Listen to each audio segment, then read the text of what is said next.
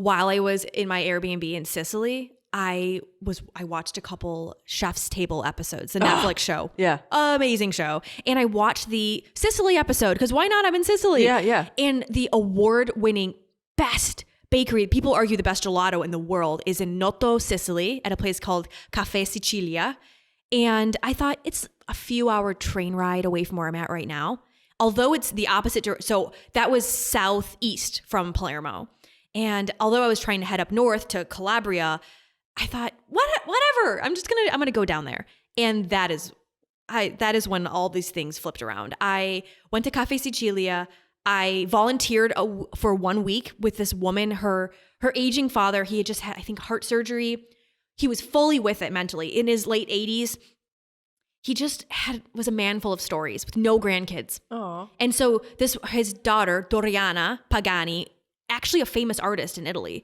She retired from her art career in Milan and she moved to Noto with her dad to take care of him after the hospital. He just lost his wife. And so she started allowing volunteers who wanted someplace to stay to come to her house. These are people you don't know. Strangers. Okay. And I don't think my parents quite knew what I was doing, but they would not approve. What are you doing?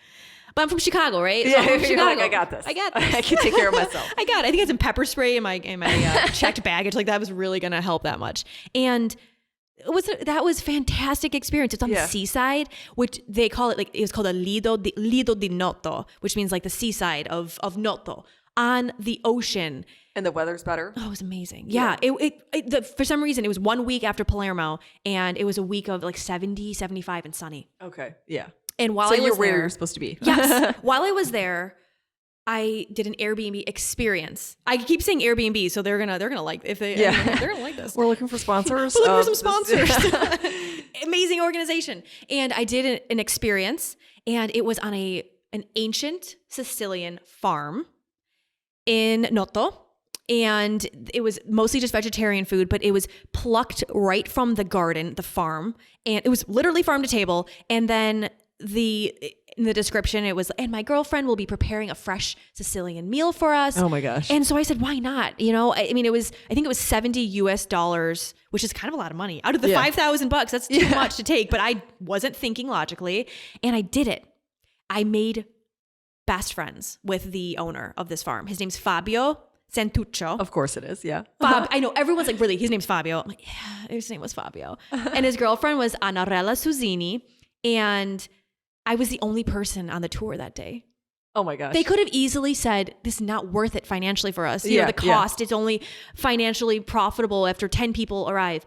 But they don't just do it to make money. They do it to inspire others to see, although very, very ancient farming techniques are not feasible for global reasons of feeding the earth. I get it. And they get it. But they still said someone needs to preserve these methods so that we can look back and say, what should we keep? Yeah.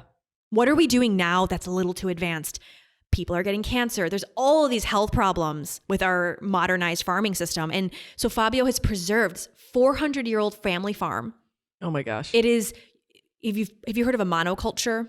Okay, no. So monoculture is when you grow one specific type of food. Okay. Takes up a bunch of land, and it just, nature, same with humans and sociology, we need diversity to grow. Yeah. Nature needs it as well. And what Fabio does is he doesn't have a monoculture. It's diverse. It's not just orange trees, because they grow really, really well in Sicily. It's any different type of lemon tree, clementine tree, lime trees, and then herbs and vegetables. And the bees are so happy.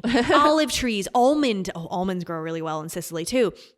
And how can you even come back and eat like plain food on the way back? I sound kind of pretentious sometimes. I'm like, I don't want to eat that. I'm happy with just a little piece of bread and olive oil. Yeah. And my boyfriend, he's Japanese, and I swear, I'm like, you're more Italian than me. He makes homemade bread and dips it in olive oil, and he likes the simple things just like me. And that's kind of what a lot of things I took out of this trip. But one thing, so when I brought this up a couple minutes ago and you said, oh, I wish you would have taken me to Italy. Everyone said that. Yeah. And it made me start to realize romanticizing a life of leaving it all and going to Italy. Yeah. A lot of people daydream about that idea. They stare out the window at a stressful day at work and think, that would be nice. And what did the woman say to you again? Live a life you don't want to escape. Build a life Yeah. you don't need to escape from. Yeah. Poetic. Perfect. It was perfect. And it was an Italian, so it was way better when she Yeah, she right, said it. right. Oh, how do you translate that? And so when I was with Fabio and Anarella, they okay, who are you? What are you up to next? And I don't know. And I was a few years, they were young, they were in their 30s, they're young farmers, but they saw, I think, a part of themselves in me as I was still hopeful. I wasn't jaded yet from the world. And they said, why don't you stay with us? We've got a little cabin, maybe 50 yards from our little cabin. It's got Wi-Fi, it's got plumbing. It's fine. Do you want to stay there? It's the slow season.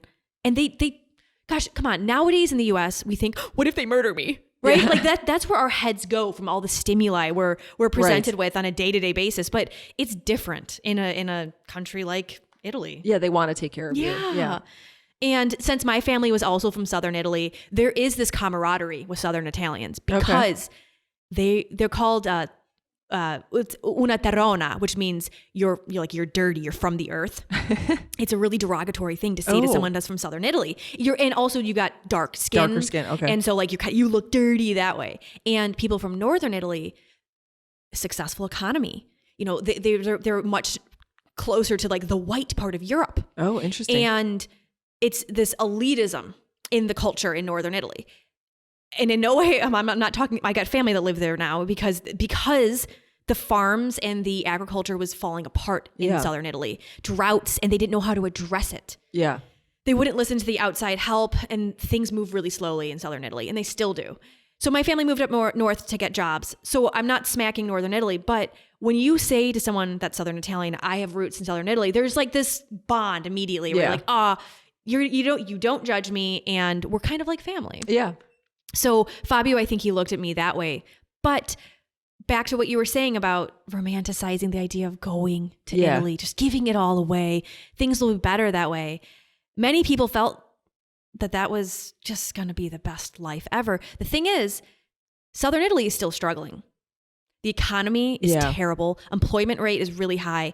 And a lot of the youth that are born in Sicily and in southern parts of Italy move to the north because they get jobs. They believe there's better universities up there. And it devastates towns. There was a small town in Abruzzo where I was, I think it was Castelnuovo, and it was only old people. The population was... Wait, I just read about a town that is paying people to go live in the town. I think it's someplace in Basilicata. Yes. And it's like $800 a month to live there, but they want people that are younger and can have kids. And there's all of these promotional ways to bring awareness to Southern Italy, also just bring money to the economy.